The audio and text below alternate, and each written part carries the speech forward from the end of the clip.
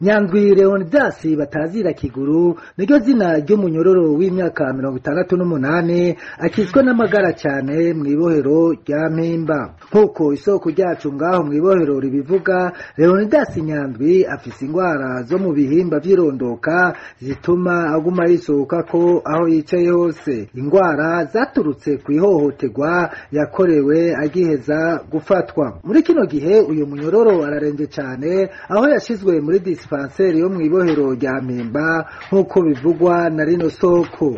Hari umutama yitwa Kiguru ariko araborera muri dispensaire, urumva baramuvuje hanze agarutse bashatira muri dispensaire, ubu rero yambara isonde yabotse kugira apfe, bamusaba miliyoni 10 kugira avuwe. Amasoko ya RPA mw'ibohero rya Mpimba amenyesha yuko ibitaro bafitaniye amasezerano yo kuvura abanyororo byose byavuze ko bidashoboye kumuvura. Kugira avugwe akire, umunyororo Nyandwi Leonidas yabwiwe kuja kwivuza mu bitaro vyigenga, ariko asanga amahera yo kwishura ari menshi.